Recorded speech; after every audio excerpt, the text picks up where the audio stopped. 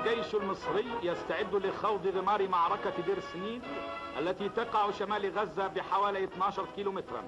فكانت السيارات المصفحة رابضة في انتظار أوامر الهجوم، وكانت المدفعية المصرية على أهبة الاستعداد في انتظار الأوامر تمديدا لهجوم المشاة. وفي نقطة الملاحظة الأمامية جلس سعادة اللواء أحمد محمد علي المواوي بيك قائد قوات الجيش المصري المحارب في فلسطين، يراقب مستعمرة دير سنيد ويصدر أوامره، وحوله هيئة أركان الحرب. بينما كان بعض ضباط رئاسة القوات يتسللون لمراقبة ضرب المدفعية المصرية التي أخذ ضباطها يحددون على تخت المدفعية المواقع التي سيصلونها وابنا من القنابل المدمرة.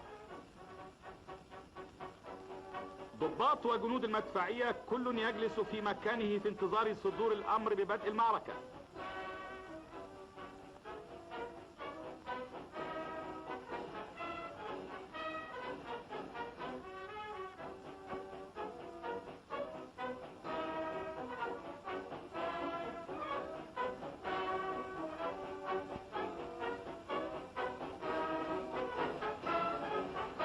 وصدرت أوامر القائد، فانطلقت المدفعية الجبارة تشعل الجحيم وتنسف الموانع والاستحكامات التي يحتمي خلفها الصهيونيون.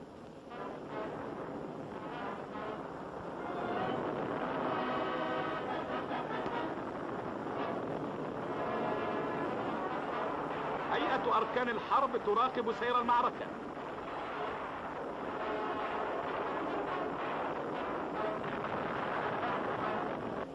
ولما حانت ساعة الهجوم جلس المواوي بيك في عربة اللاسلكي يأمر وحدات المشاة لاحتلال مستعمرة دير سنيد التي لم تستطع الصمود أمام قوة الجيش المصري الظافر.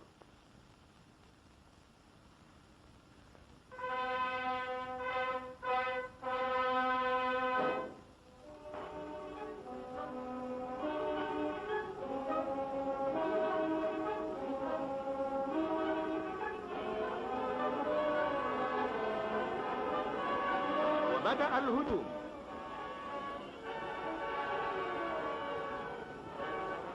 موجة من السيارات المصفحة يحتمي خلفها جنود المشاة، تليها الحمالات ذات المدافع الرشاشة، فجنود المشاة المنتشرة الزاحفة.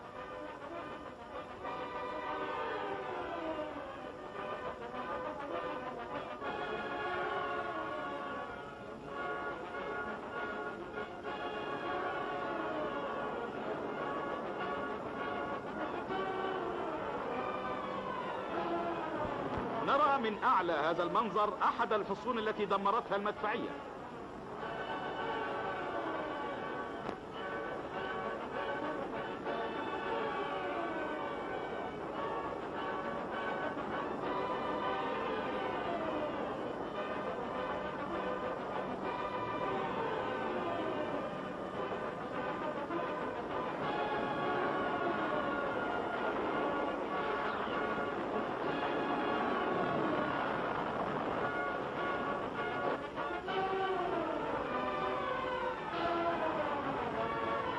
وصادفت القوات المهاجمة بعض الموانع، فقامت جنود من سلاح المهندسين الملكي بإبادتها، وهكذا تتعاون كل أسلحة الجيش المصري للحصول على النصر.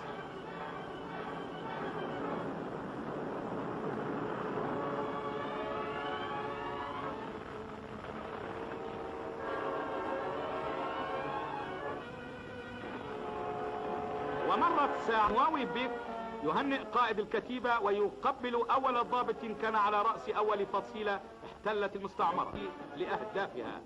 ثم لم يترك ركن في دير سنيد دون أن يلحقه التخريب والدمار. ها هي مساكن الصهيونيين، وقد اجتثت من فوق الأرض ما لها من قرار. تركها أهلها للبوم ينعق فيها بعد أن لاقوا مصيرهم المشؤوم جزاء ما سولت لهم أنفسهم.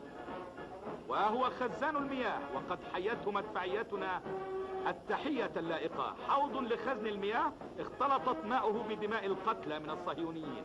مخزن تحت الأرض كان مخصصا لخزن المؤن والذخائر. مطبخ المستعمرة، وهذا مطعمها.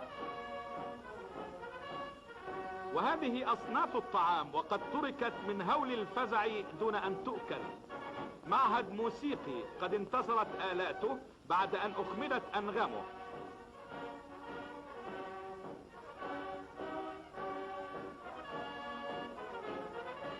دجاج كان مزمعا أكله، ولكن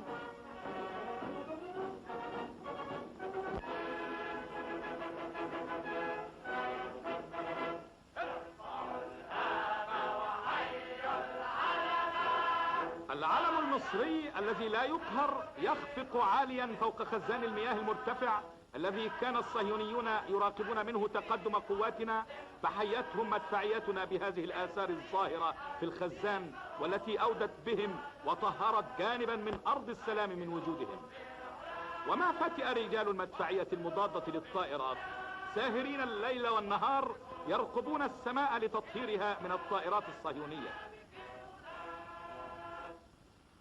فكان من أهم الأعمال الحربية التي قام بها الجيش المصري الباسل أن استطاعت المدفعية المضادة للطائرات تسديد ضرباتها أثناء الليل إلى طائرة صهيونية فأصابتها وأسقطتها مهشمة.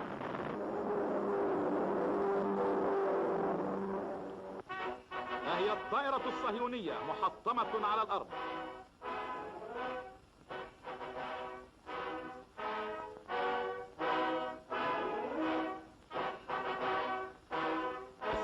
الطائرة الصهيونية بين الحراس. كما استطاعت المدفعية المصرية بعد قليل أن تصيب طائرة صهيونية أخرى وتجبرها على الهبوط سالمة على الأرض، وقد أسر قائداها. إحدى الإصابات التي أصابت الطائرة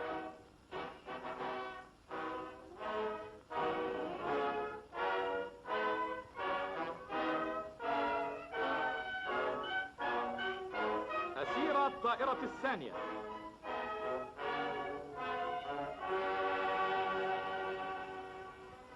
اللواء موسى باشا لطفي مدير العمليات الحربية يحضر استجواب الأسرى والتحقيق معهم.